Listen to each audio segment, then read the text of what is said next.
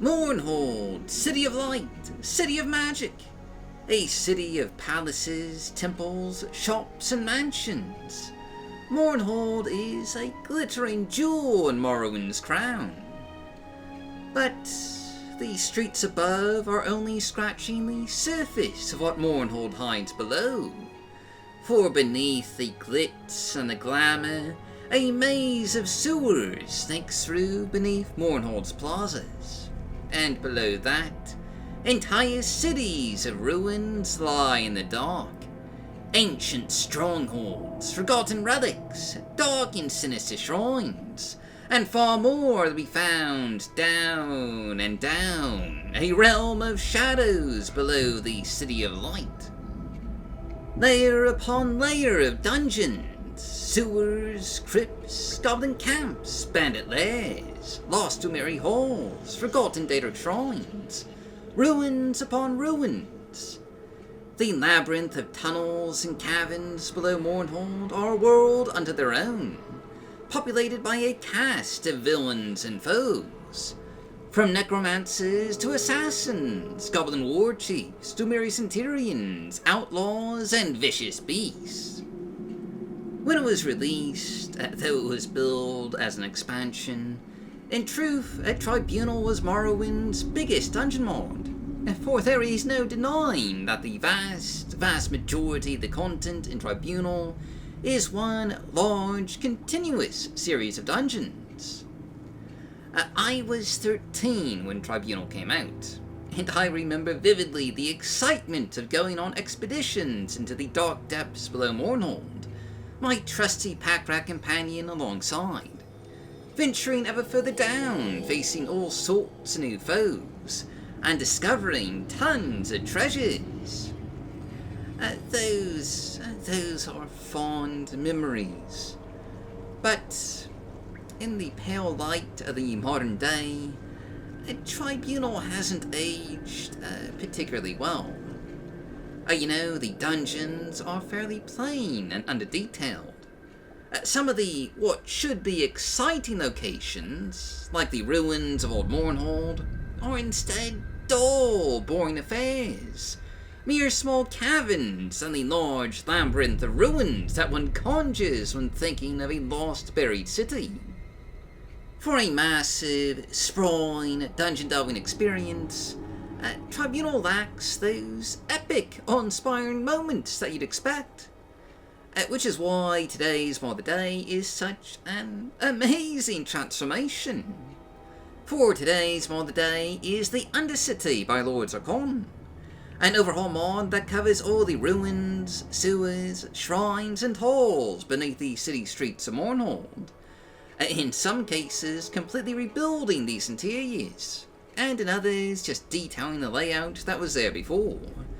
But in every case, making a massive improvement on the experience of delving into the perilous depths below Mournhold. From large, glorious, verticality-inducing spaces, to atmospheric ruins in the hazy depths, to mysterious and sinister shrines lost to the vestiges of time. The Undercity has it all, and it is, in all probability, the largest dungeon mod submitted for this year's 2024 Morrowind Modathon modding competition. It covers virtually all the dungeon interiors of Tribunal, minus the Clockwork City of Sothisil, providing new detail, new life, and new exciting discoveries, overhauling some 40 dungeon interiors from the vanilla game, as well as adding roughly a dozen new dungeon cells, vastly expanding the hive of the Undercity. This must have been quite the massive undertaking. Detailing and overhauling this many dungeon cells is no mean feat, and the results are a clear improvement over the original interiors in almost every way. Real quick, I would like to just show you a few comparisons between Vanilla Tribunal and the Undercity, to just demonstrate how big some of these changes can be. Take, for instance, the Old Mournhold residential ruins, a once vast, but largely empty cavern, with Only what? Like 2 buildings? For a dungeon that invokes the ruins of a city, there sure isn't much actual city here. Just a lot of plain, old, boring rocks. Compare that to the Undercity's residential ruins, with actual city blocks hidden in the mist, the ruins of streets and alleyways still apparent, and waterfalls from above enhancing that beautiful visage of verticality. The original vanilla interior was fine, I guess. Back when I was 13 and easily excited. I mean, when I was playing Tribunal, I was really excited with the prospect of playing an Indiana Jones type character, unearthing some ancient secrets down in the dark. But in the modern age, without the rose-colored glasses of the distant past, I can see that large, plain cavern as nothing more than a disappointment. This, on the other hand, this is a dungeon interior worth getting excited over. Crawling through ancient ruins, uncovering treasures. To say this is a vast improvement is an understatement. With other interiors, the changes aren't quite as, dramatically rebuilt, but they are still noticeable. Take, for instance, the old Mournhold Temple Shrine, as seen here. It has some ruinous elements, but it's still largely just a series of caves, with little bits of ruins striking through, and minimal detailing throughout. Now, here's the Undercity's Temple Shrine. The basic shape of the interior is pretty much the same. But right away you can see more detailing, more ruins, and a more organic cavern shape, rather than just being limited by the old mold cavern tile sets of yore. That's the magic of OB and Tamriel data for you. It does make it a lot easier to make more natural looking cavern environments. Just one more comparison. Here's one of the iconic interiors for the massive underground Daedric Shrine of Nohr-End-Dûr, which were, probably, some of the best dungeon interiors in Vanilla Tribunal, at least as far as verticality and dramatic visuals go. And here's the updated interior from the Undercity, which is, honestly, pretty similar to the original.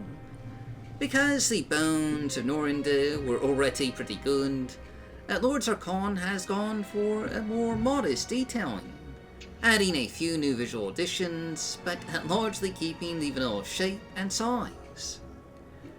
There are some new traps though, so you'll need to be just extra careful when wandering through these Daedric ruins. And while not as dramatic an overhaul as some of the other interior cells, there are a lot of clear visual improvements with the Shrines of Nohr-End-Dûr, including an expansion with several new locations for you to find, and new enemies for you to face. Where the Undercity just truly excels though, is in giving each area of this massive underground a distinct look and feel. The parts of the sewers inhabited by the Goblin tribes are full fortifications, and are visually more distinctive from the other parts of Old Mournhold, occupied by the Dark Brotherhood, or the undead found in the temple complexes, or the Daedra in Nohr-End-Dûr. The more populated parts of the sewers have tents and clutter, while the occasional bandit camp has more lived-in accommodations. And the same goes for the Dark Brotherhood. They now actually have headquarters that look more properly lived in. These overhauls and expansions extend to the Dumuri halls of Bam-Samsend, with new clutter and detailing and new chambers for you to explore, with more hidden areas that are only accessible through Dumuri satchels. So you'll need to collect more than one, if you want to just progress to other areas of the dungeon. Again, this is a huge, massive, unbelievably big dungeon mold, and it is an absolute triumph of atmosphere and verticality, turning the once dull and forgettable dungeons of Tribunal into true exciting adventures. And I dare say it is Lord Zarkon's masterpiece. At least, in terms of the mods that Zarkon has released so far. It is an easy recommendation, and a major improvement in every way, and I strongly recommend checking it out.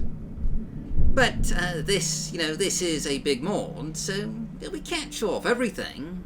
At least, not without a much longer runtime. And besides, you'll want to discover some things yourselves. So we're just going to leave off here. This is only the first of the 2024 Morrowind Marathon mods that will be showcasing over the next few weeks. So tune in next time, we've got a lot of ground to cover. But as always, I've been your host, Golf Guy, so thanks for watching, stay safe, stay healthy, happy modding, and I'll see you all next time.